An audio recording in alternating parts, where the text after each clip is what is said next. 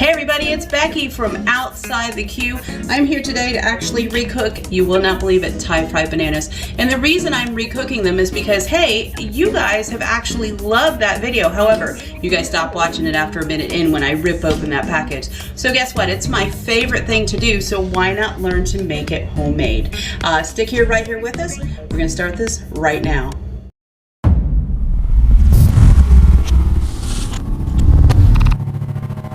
Well, you guys, as you know, we're doing Thai fried bananas today, and let me explain about the Thai fried bananas. First of all, I don't know if you know this about Thailand, but Thai people like to snack.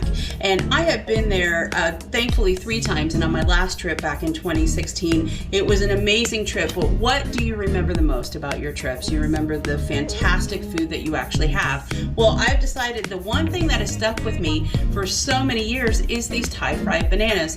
And, you know, it is a great combination of sweet and savory, and I think it's savory, but it's also really crunchy. So let's start off by calling out the ingredients. The first thing is rice flour. So rice flour is a very important item. I just want you to make sure that you don't get this rice flour.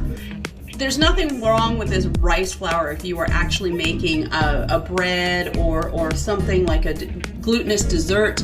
It is gluten-free, but it is actually made out of sticky rice. It's still a Japanese rice, but it's made out of sticky rice, and so that will actually make your fried banana sticky. So don't go with this one, but go with this one. This is actually a rice flour. It's a rice flour from Thailand, and this is what the Thai people actually use when they make their dessert.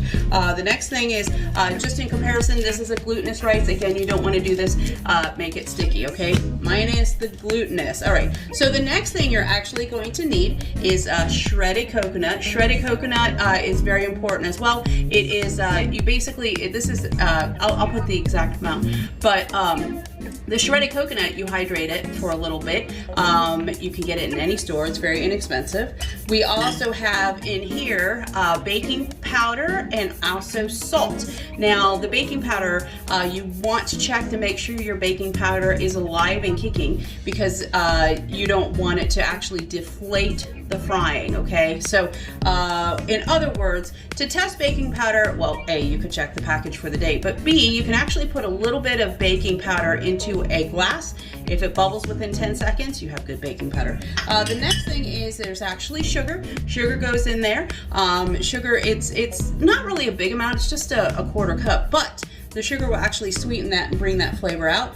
We also have toasted sesame seeds. Now, I've toasted this myself just in our toaster oven this morning. However, I promise you, I did make a mistake this morning and I didn't wash them. It only takes a few seconds to toast, lightly brown. Anything else, it'll burn. You don't want that.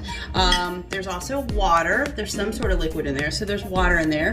And the star attraction, we have actually our bananas. Now, actually, these are plantains. Now, I like plantains because of the size, but also because of how dense they are. They're a firmer banana. Now, I would like these who have been more ripened, but we'll settle with these at this moment.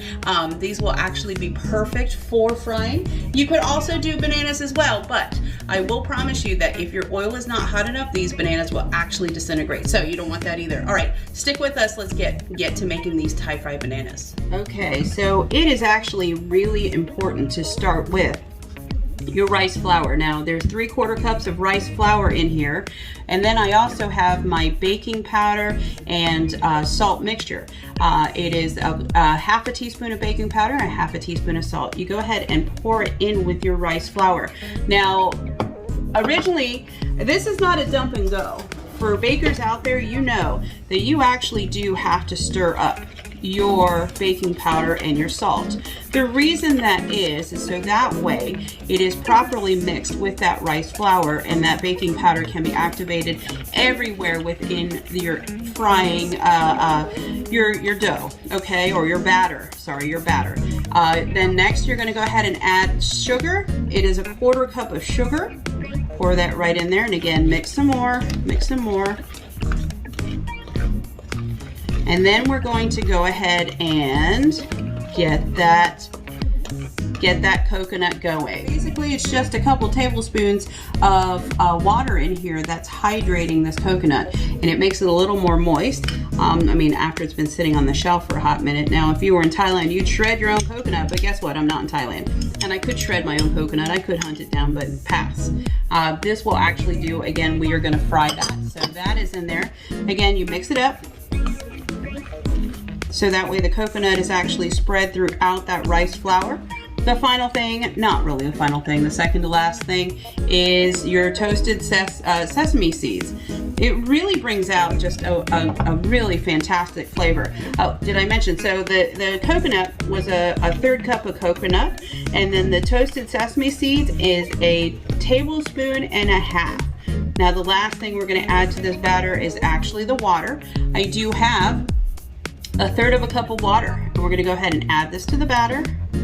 Now, like anything you cook, like any batter, sometimes you need more, sometimes you need less.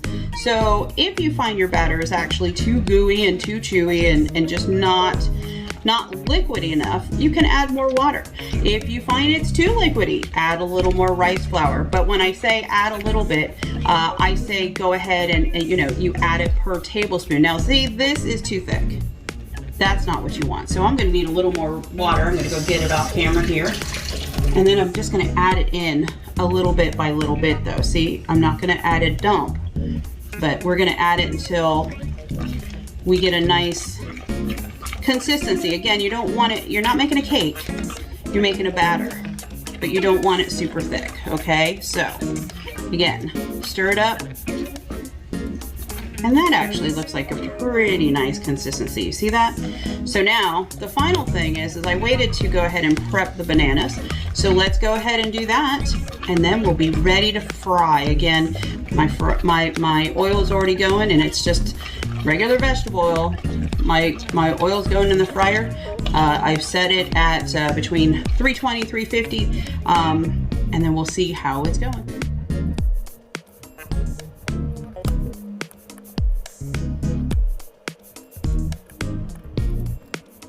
My plantains and bananas are set. Let's get to dipping and let's get to frying. The first thing I need to do is actually test the oil. How you do that is you actually take a little bit of your batter and you drop it in there. If it goes ahead and fries, then it's ready to go. You see that? See how that bubbled up immediately?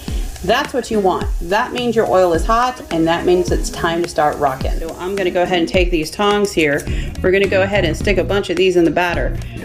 If I don't drop them, that would be bad. Let's go ahead and put them in the batter. Combination of plantains and bananas. Like I said earlier, when I did this, my oil wasn't hot enough, and I was using the wrong actual flour. So it didn't turn out right. I promise you, I had disintegrated bananas. So basically you put this in here and you coat them like crazy, yeah? Look at that, coating, coating, coating. And then I have this weird assembly line going here. So basically from here, right into the fryer. And make sure you get some on the side of the fryer. Now it seems that, see, it's going. So you can do a few at a time. Again, they might stick together, they might not, but if they do, you just pull them apart. So again, batter into the pan.